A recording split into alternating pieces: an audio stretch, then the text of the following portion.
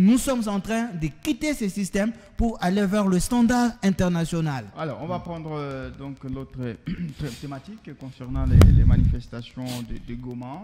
Je rappelle ici pour le rebondissement de l'actualité qu'il y a même un procès justement pour établir les responsabilités. Après donc les carnages, on parle des 43 morts, d'autres en évoquent 48, donc une manifestation gravement réprimée par les forces de l'ordre à Goma. Alors, les manifestants réclament donc le départ de la MONUSCO, mais également de la force de l'EAC. Il faut rappeler que la MONUSCO est là depuis des décennies. L'EAC est venu en rescousse pour aider les FARDC à mettre fin donc, à la barbarie sémée par le M23. La question est de ça. Est-ce que vous comprenez les ras-le-bol des manifestations à Goma qui réclament donc le départ de la MONUSCO, mais également de la force de l'EAC? Emmanuel Mutombo, vous êtes au pouvoir, vous avez fait appel à l'EAC. Vous comprenez les ras-le-bol des manifestants? Le ras-le-bol, c'est tout à fait légitime pour un peuple. Ce qui me réjouit dans ça est que le peuple congolais demeure dans son sens patriotique. Je sens encore en lui vibrer ce sentiment de patriotisme. Vous allez voir qu'il ne réclame pas un bien privé, un besoin personnel, mais il réclame un besoin communautaire. La force de l'EAC est là. La MONUSCO est là depuis plus d'une trentaine d'années. Vous ne pouvez pas toujours avoir un visiteur éternel. Lorsque le visiteur ne sait plus déterminer, vous ne savez plus déterminer sa durée de vie, ça devient un problème. Et surtout, si le besoin pour lequel il était venu n'est pas totalement radiqué, c'est un quoi qui se pose. Donc là, il fallait comprendre que le compatriote de Goma avait raison, mais il fallait seulement qu'il comprenne que lorsque l'on s'exprime dans le principe démocratique, il y a aussi des orientations que vous devez recevoir par l'équipe dirigeante pour arriver à vous épargner des bavures et de certains accidents tels que c'est arrivé. Ça, c'est un regret de voir qu'il y a encore un Congolais qui tombe parce qu'il a réclamé. C'est ici que moi personnellement, je m'en plains des forces armées de la République démocratique du Congo et notre police, parce que un peuple qui réclame sans armes, pourquoi ne pas utiliser tout ce que vous avez autre que le feu pour arriver à les contenir et les orienter convenablement, au lieu que nous puissions arriver aujourd'hui à parler de sang qui a coulé. Si certains tombent sur les coups des M23, est-ce que nous-mêmes, nous devons être là pour encore ouvrir le feu, tirer sur un Congolais et voir son sang? Alors, il y a la MONUSCO. Là, il y a un regret. Il y a la MONUSCO, il y a aussi la force de l'EAC. Vous avez répondu plus sur la MONUSCO. Je ne parle pas uniquement de la MONUSCO. La MONUSCO est venue au secours de la République démocratique du Congo. L'EAC est venu également au secours de la République démocratique du Congo. La mission était très objective et limitée dans le temps. Et si le temps escompté, on ne va pas le rendement par rapport aux attentes, il y a quand même un ras-le-bol que l'on peut exprimer pour dire, cher ami, nous vous attendons. Nous espérons que vous devez nous offrir ceci dans peut-être 2-3 mois. Mais nous sommes en train de voir qu'il y a l'omerta qui s'installe. Est-ce que vous ne pouvez pas partir, nous laisser? Nous pouvons réfléchir nous-mêmes. Je crois que c'est dans ce sens-là que nos amis de Goma étaient allés s'exprimer. Mais malheureusement, la force ne les a pas aidés à faire les... Vous comprenez la position des manifestants à cette question, justement?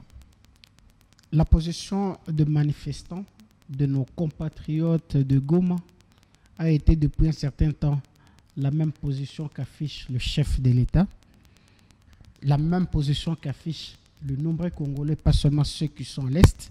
Si ce que nous voulons, nous nous tuons pour ce que nous voulons, c'est un danger.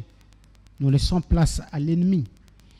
C'est écœurant, c'est inacceptable ce qui s'est passé.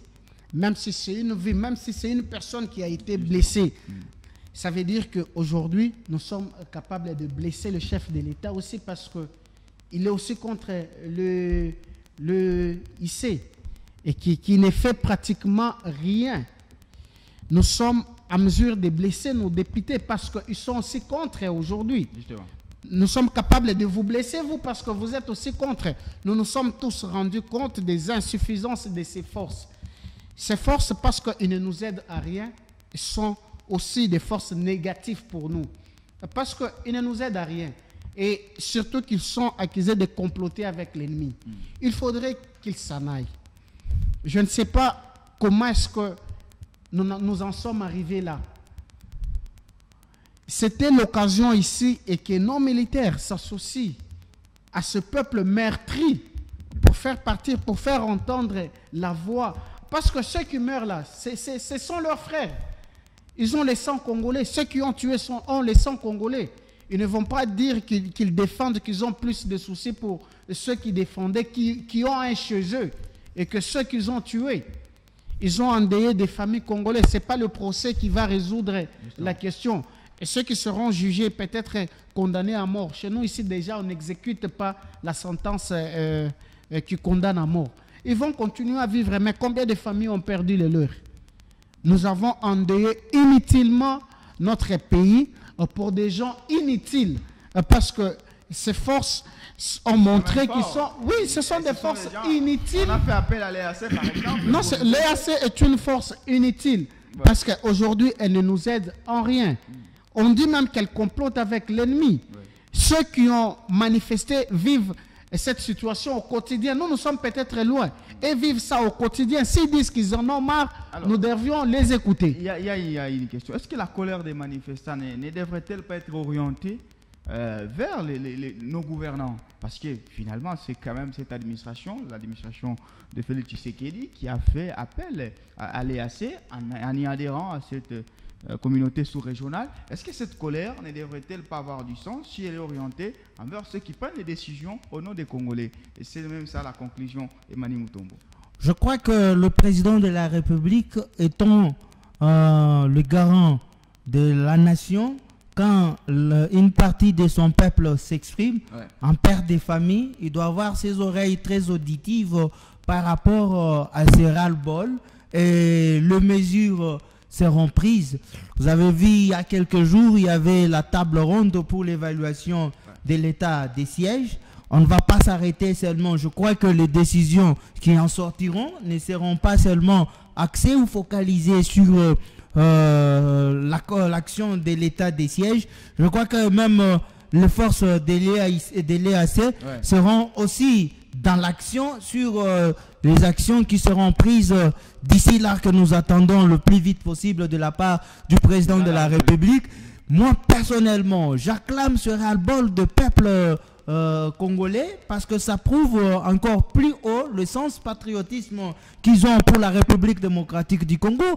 Comme Josué l'a dit tout à l'heure, peut-être que nous qui sommes loin, nous n'arrivons pas à ressentir le mal que ce peuple endure, mais parce qu'il porte tout, il porte notre sang, nous ne pouvons que compatir avec eux. Nous les encourageons dans ce qu'ils ont initié comme démarche, mais toutefois, ils peuvent se laisser aussi sur l'orientation de l'administration de la province pour que l'on arrive à éviter tout dérapage qui peuvent conduire à des exactions indésirées.